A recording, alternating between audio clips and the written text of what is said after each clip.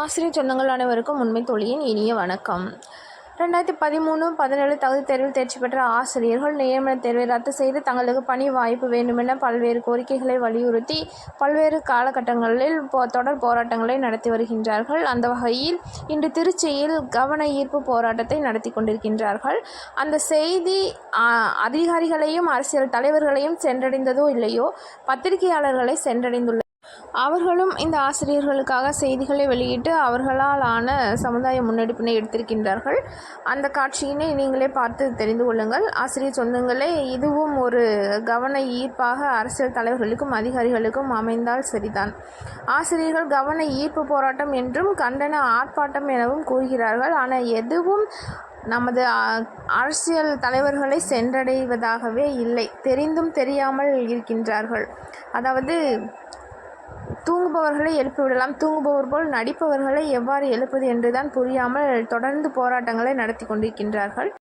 இந்த ஆசிரியர்களின் தொடர் முயற்சி மற்றும் விடாமுயற்சிக்காகவாவது சரியான நீதி கிடைக்குமா என்பதை பொறுத்திருந்து பார்க்கலாம்.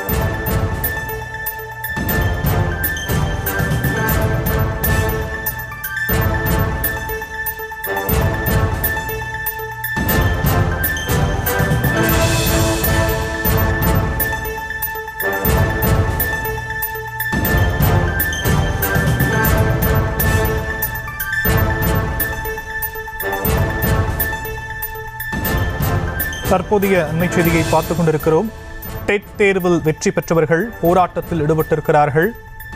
40,000 பேரையும் உடனடியாக பணி நியமனம் செய்ய வேண்டும் என அவர்கள் வலியுறுத்தி இந்த போராட்டத்தில் ஈடுபட்டிருக்கிறார்கள். 11 ஆண்டுகளாக வாழ்வாதாரம் இழந்து தவிப்பதாகவும் ஆசிரியர்கள் வேதனை தெரிவித்திருக்கிறார்கள். அரசாயின் 149 முற்றிலுமாக நீக்கிட வேண்டும் எனவும் அவர்கள் வலியுறுத்தி இருக்கக்கூடிய அந்த அண்மை செய்தியை பார்த்துக் கொண்டிருக்கிறோம்.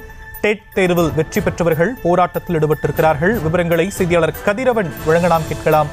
கதிரவன், முழு விவரங்கள். வணக்கம் சார். 2013ஆம் ஆண்டு ஆசிரியர் தகுதி தேர்வில் தேர்ச்சி பெற்ற அனைவரும் பணி வழங்கப்படவில்லை.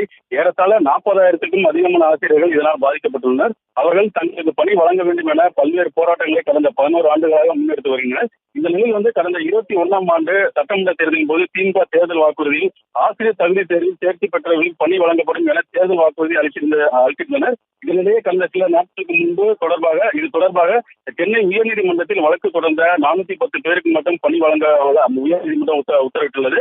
40,000க்கும் மேற்பட்டோர் காத்திருக்கக்கூடிய நிலையில் வெறும் 410 பேருக்கு மட்டும் பணி வழங்க உத்தரவிட்ட இதையும் கண்டித்து உடனடியாக 40,000 பேருக்கு பணி வழங்க வேண்டும். தகுதி தேர்வில் தேர்ச்சி பெற்றவர்களுக்கு நியமன தேர்வு என்கிற அரசாணை 149 ரத்து செய்ய வேண்டும் என்கிற கோரிக்கையை வலியுறுத்தி திருச்சி மாவட்ட ஆட்சியர் அலுவலகம் அருகே 2013ஆம் ஆண்டு ஆசிரியர் தகுதி தேர்வு நலசங்கம் சார்பில் 1000க்கும் மேற்பட்டவர் சாலையில் அமர்ந்து போராட்டத்தில் ஈடுபட்டுள்ளனர். இதில் பெண் ஆசிரியர்கள், அதாவது தகுதி தேர்வில் தேர்ச்சி பெற்ற பெண்கள் உட்பட 1000க்கும் மேற்பட்டோர் தங்கள் கோரிக்கை நிறைவேற்றும் வரை போராட்டத்தில் ஈடுபடுவதாக தெரிவித்துள்ளனர். சார்,